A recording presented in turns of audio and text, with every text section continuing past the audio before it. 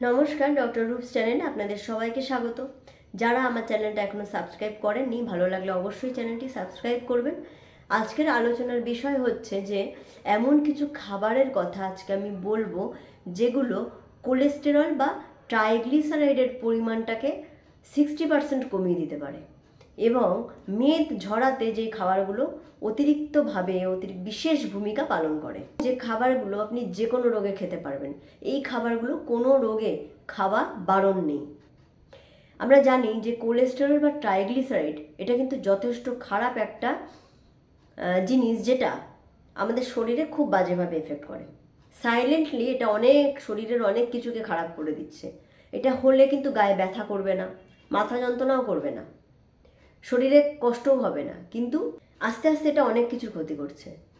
এটা হার্টের ওপর এফেক্ট করে, এটা লিভারে ফ্যাট জমিয়ে দেয়, এটা ব্লাডে ক্লট জমিয়ে দিতে সাহায্য করে। কতটা খারাপ এটা শরীরে রক্ত চলাচলে এটাকে ক্ষতি করছে এই কোলেস্টেরল। এছাড়া মেদ জমিয়ে দেয় শরীরের যে কোনো জায়গায়, ওজন বাড়িয়ে দেয়। তাহলে এই জিনিসটা কতটা ক্ষতি করছে। তাহলে এই কোলেস্টেরল আর ট্রাইগ্লিসারাইডের লেভেলটা কিন্তু কম রাখাটা আমাদের টার্গেট।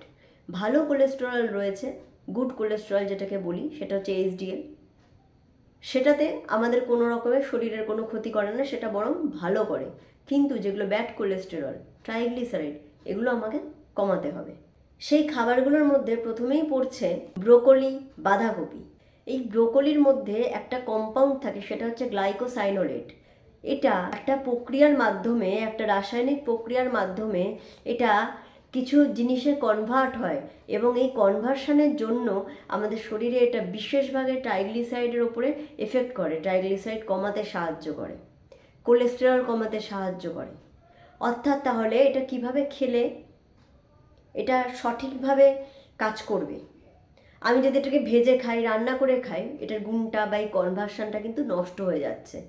প্রথমে বাজার থেকে এটাকে নিয়ে এসে ভালো করে ধুয়ে কেটে কিছুক্ষণ রেখে দিতে হবে এবং রেখে দেওয়ার পরে এটাকে যখন আমি খাবো, সেটা আমি স্টিম করে খেলে সব থেকে ভালো কাজে দেবে।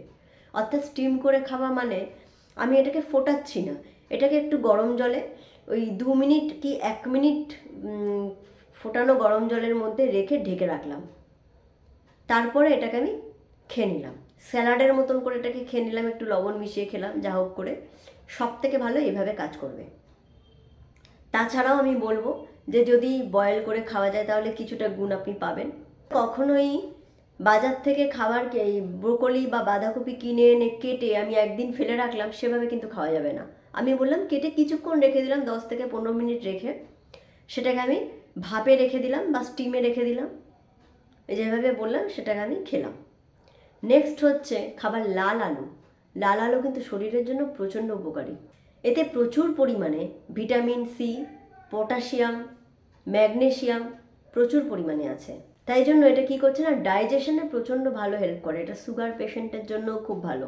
যেহেতু ডাইজেশন হেল্প করছে, সেহেতু কি হচ্ছে, খাবার ভালো ডাইজেস্ট হতে পারছে এবং শরীরে চর্বি জমার বা ফ্যাট জমার পরিমাণটা কিন্তু কমে যাচ্ছে। নেক্সট হচ্ছে কাঁচা হলুদ। কাঁচা হলুদ শরীরের ইমিউনিটি প্রচণ্ড পরিমাণে বাড়িয়ে দেয়। এতে প্রচুর ভিটামিন সি রয়েছে এবং এই কাঁচা হলুদ কিন্তু দেখা গেছে যে যদি রোজ খালি পেটে সকালবেলা কাঁচা হলুদ খাওয়া যায়, তাহলে এটা ট্রাইগ্লিসারাইড, কোলেস্টেরলের পরিমাণটাকে কমিয়ে দিচ্ছে এবং সকালবেলা এটা যদি আপনি খালি পেটে খান তাহলে সারা দিনের ডাইজেশনটাকেও ভালো রাখছে। নেক্সট বলবো আমি পুদিনা পাতা। পুদিনা পাতা অ্যান্টিঅক্সিডেন্টের কাজ করে। পুদিনা পাতা শরীরে টক্সিনগুলোকে বের করে দিচ্ছে। স্পাইসি, অয়েলি যে খাবারগুলো আপনি খাচ্ছেন, যাদের এই অয়েলি বা স্পাইসি ফুড মাঝে মধ্যেই খাওয়া পড়ে, তারা পুদিনা পাতাটাকে সপ্তাহে 3 থেকে 4 দিন জলে ভিজিয়ে রেখে পরের দিন সকালে সেই জলটা খেয়ে নিন। তাহলে দেখবেন শরীর থেকে টক্সিনটা বেরিয়ে যাবে এবং শরীরে একটা যথেষ্ট এনার্জি কাজ করবে, রোগা হতে এটাকে সাহায্য করবে। নেক্সট হচ্ছে গ্রিন টি। গ্রিন টি আমরা প্রত্যেকেই জানি যে রোগা হতে এটা সাহায্য করে, শরীরের মেদ ঝরিয়ে দিচ্ছে, অর্থাৎ কোলেস্টেরলটাও কিন্তু এটা একটা ইনডাইরেক্টলি কমিয়ে দিচ্ছে। তাহলে হচ্ছে গ্রিন টি। গ্রিন টি অবশ্যই চিনি দিয়ে খাবেন না, চিনি দিয়ে খেলে গ্রিন টির কিন্তু কোনো গুণ থাকে না। গ্রিন টি যদি খেতে হয় তাহলে গরম জলের মধ্যে গ্রিন টি দিয়ে একটু ঢেকে রাখতে হবে, না ফোটানোই ভালো। জাস্ট ঢেকে রাখলাম কিছুক্ষণ, 10 মিনিট বা 5 মিনিট, 5 মিনিট 10 মিনিট লাগবে না, 3 থেকে 5 মিনিট আমি ঢেকে রাখলাম, রেখে সেই জলটা আমি খেয়ে নিলাম, সেটা গ্রিন টি। নেক্সট আমি যেটা বলবো সেটা হচ্ছে ভাতের পরিবর্তে আমি মিলেটস বলে একটা জিনিস পাওয়া যায়, ওটস পাওয়া যায়, ডালিয়া পাওয়া যায়।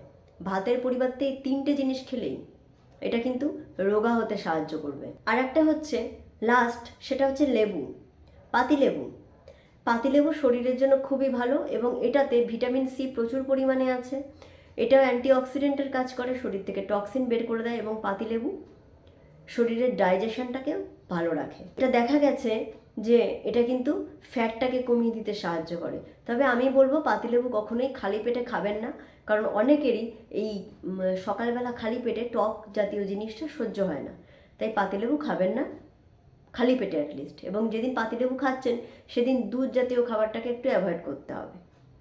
তাহলে এই যে খাবারগুলোর কথা আমি বললাম, সেই খাবারগুলো আপনার ডায়েটে রাখুন, তাহলে দেখবেন আপনার শরীরের ফ্যাটটা কমছে এবং কোলেস্টেরল, ট্রাইগ্লিসারাইডের পরিমাণ কমছে। কিন্তু তার সাথে অবশ্যই আমাকে একটা জিনিস মাথায় রাখতে হবে, সেটা হচ্ছে এক্সারসাইজ। আমি খাওয়া দাওয়া করলেই যে শুধু আমার কোলেস্টেরল বা ট্রাইগ্লিসারাইডের পরিমাণ কমবে এবং আমি রোগা হব তা নয়, তার সাথে আমাকে এক্সারসাইজ করতে হবে। অ্যাটলিস্ট মিনিমাম 10 থেকে 15 মিনিট আমাকে কিন্তু হাঁটা চলা করতে হবে। যারা বাড়িতে থাকেন তারা সিঁড়ি দিয়ে ওঠানামা করুন, আর যারা রেগুলার ডিউটিতে যান তারা তো হাঁটা চলা করতেই পারছেন। অতএব হাঁটা চলা করতেই হবে। খাওয়া দাওয়ার সাথে সাথে এক্সারসাইজ অবশ্যই করতে হবে, তবে আপনার কোলেস্টেরল, ট্রাইগ্লিসারাইডের পরিমাণ কমবে এবং আপনার হার্টও ভালো থাকবে, আপনার শরীর থেকে ফ্যাট কমবে। আশা করছি ভিডিওটা যথেষ্ট উপকারী ছিল। কোলেস্টেরল নিয়ে আমার একটা ভিডিও করা আছে, সেটাও আপনারা দেখে নিতে পারেন। আজকে এই পর্যন্তই শেষ করছি, ধন্যবাদ।